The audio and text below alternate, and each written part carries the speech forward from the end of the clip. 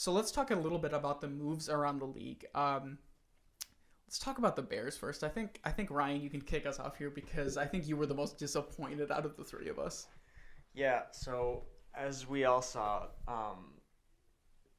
when we were sitting at pick 7, Penei Sewell and Justin Fields were both there, and we obviously went with Sewell, and then on Justin Fields went all the way to pick 11 when the Bears traded up and nabbed him to get their future franchise quarterback. And I don't know, I've sat on this a little bit, and I feel a little bit better now about it because, I was kind of telling myself, like, there's a reason that Broncos, who need a quarterback, didn't pick him. Like, there must be a reason for that. And, there's a reason that no teams tried aggressively to trade up higher than 11. So. Yeah, and we saw that with JOK. That was an example. Because I think every Lions fan was, like, screaming at the TV for them to try and get JOK, like, in the second and the third round. But sometimes there's just things we don't know. And I think you're right. The fact that he was passed on at number 9 and no one, after he picked that, no one tried to aggressively trade up specifically for it. Was just weird. It's just odd. And despite what Paul might tell you, Teddy Bridgewater isn't the answer at quarterback for the Broncos. No. I thought it was a very odd thing for the Bears to do, especially trading up, because I thought they just gave up too much, and they're already kind of deep at quarterback. It's not great talent, but Nick Foles and Andy Dalton aren't bad QBs. I just thought it was a horrible move by Chicago. I know I'm in a minority, though. Depth is not an argument you can make for a quarterback. That's not a good thing. If you have depth and only depth and no talent, that's something that is valuable at the defensive tackle position or the back. It is not something that is valuable in quarterback. There are instances, obviously, where backups come into handy. I'm not going to argue that. But if all you can say about your quarterback room is that it's deep, there is a problem. And that's why Justin Fields was a great pick for the Bears. And I think Ryan feels the same way. Yeah, I think, as much as I hate to admit it, and, we'll see. There's obviously, like we talked about, a reason that he was passed on a few times, but... Bold prediction, Andy Dalton will be starting in the wild card round for the Chicago Bears, not Justin Fields. Can I tell you something? That is the worst thing I've ever heard. It's wrong on so many accounts. I don't even know where to start. I think you could argue that Andy Dalton is going to start the season. But if you think the Bears make it to the wild card on the back of Andy Dalton, I'll be sick. I will genuinely be sick right in this room right now. I'll start throwing up. If he couldn't do it with the Cowboys' offensive line, and I know the Cowboys' defense was garbage, but he had some weapons there, and he still was so mediocre. If you think he can put it together with this Bears offensive line with their quote-unquote weapons, you might genuinely be deranged. And you might just be trying to convince yourself that Justin Fields is garbage to make yourself feel better. Because Justin Fields is good. He might be a bust. I will not argue that. But the Bears needed to do this. This wasn't like trading up to get Mitchell Trubisky. That was a different scenario. Mitchell Trubisky is not the same quarterback that Justin Fields was. Mitchell Trubisky, hindsight is 20/20, but even back then, I think most of the NFL world was confused because Mitch Trubisky has such a low ceiling. Like, even at his best, he has a low ceiling. He is not a super athletic guy like Justin Fields. He can't move around like Justin Fields. He might have better accuracy than Justin Fields. He's not the quarterback that Justin Fields is. He has better accuracy than Justin Fields. That's fair. At the NFL level, I guess that was one of the things we were looking at in the draft, but once it made it to the NFL... That's true, yeah.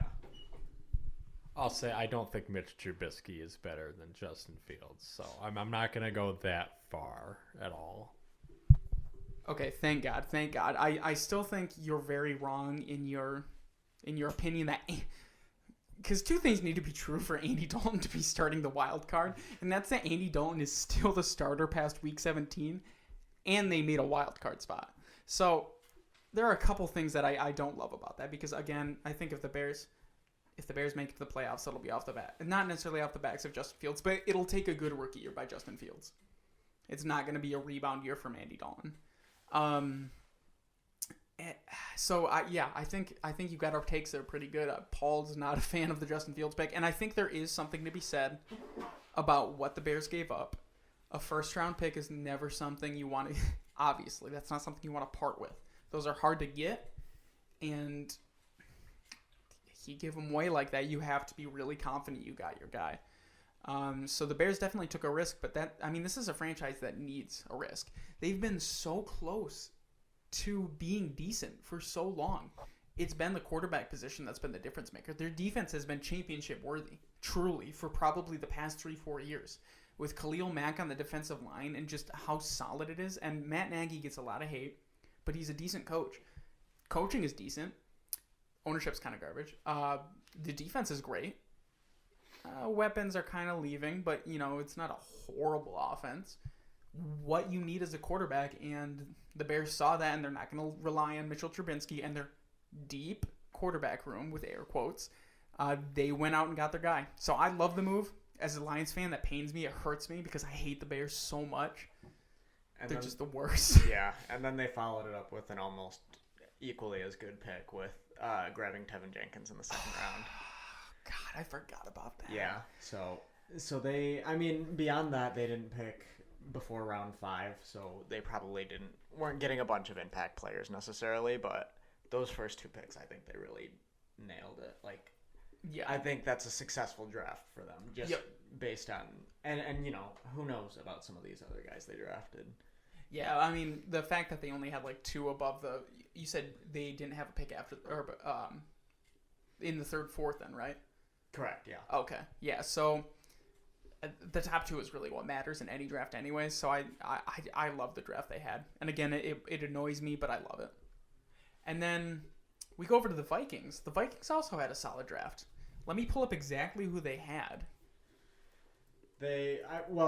First of all, they rightfully grabbed Christian Darrisaw when he fell down to 22? Is that where they were? I believe. Let me pull it up right here. But yeah, that was 20.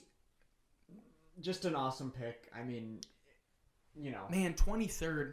Yeah, Christian Darrisaw at 23rd. That's when somebody like that falls that far. That was a good pick. So.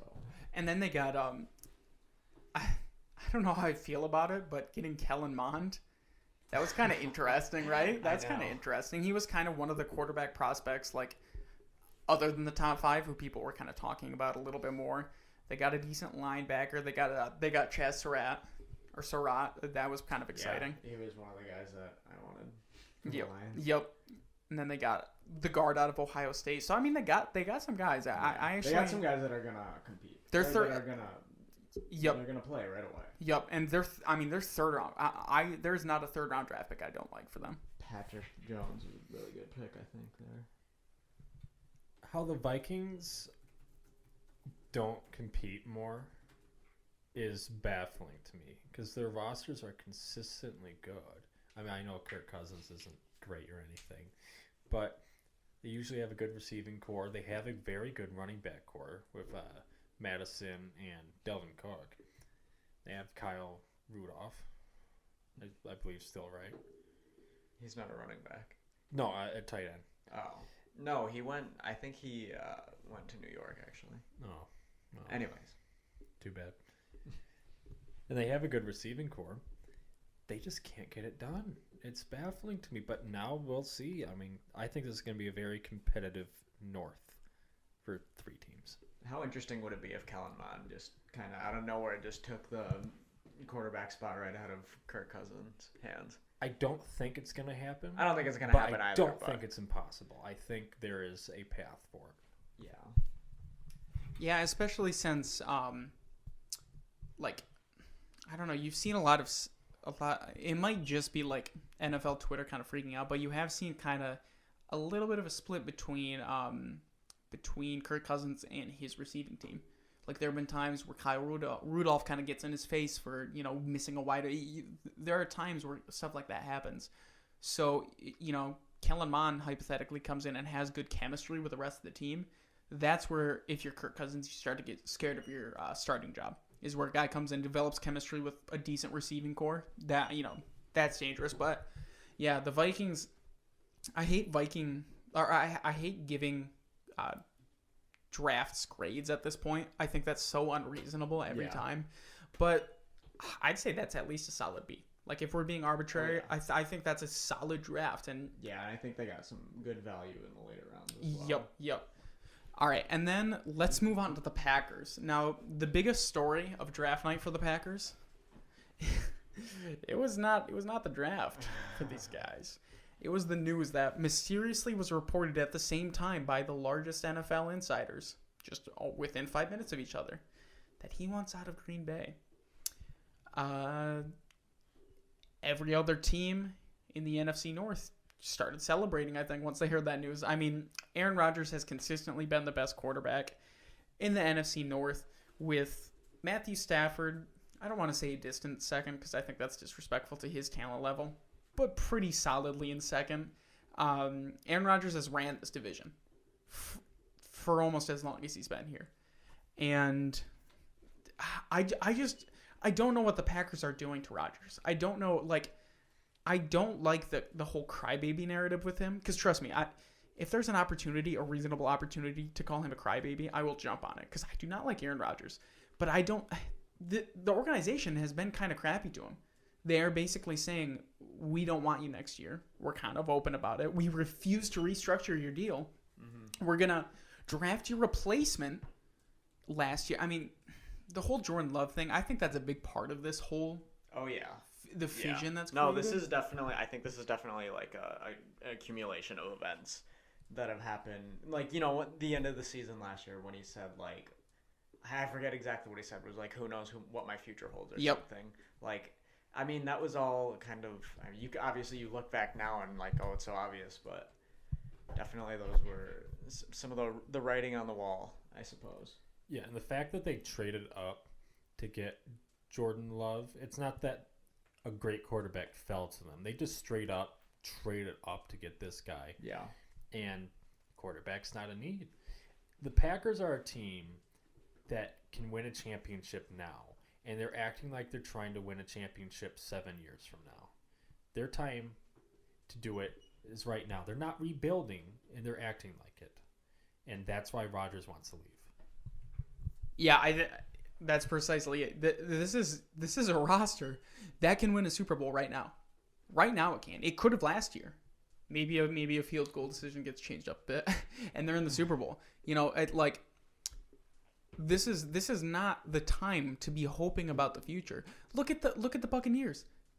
Obviously it's Tom Brady, but they took a leap and they put all the chips into the next 2 years. Mm-hmm. It paid off once, and it might pay off again. I mean, they've returned literally nearly everyone starters, I think. Insane. And it's insane. That just kind of, they didn't have a lot of draft capital, but they were literally just drafting kind of like plugging holes with high upside players. It's going to be such an unbeatable team next year. Yeah. Like, they have the kind of thing, like, they may not have the flashiness that like a Kansas City does. They may not have the playmakers, but my God, I struggle to find a hole in this team anywhere. This is an insane team. It's so well built.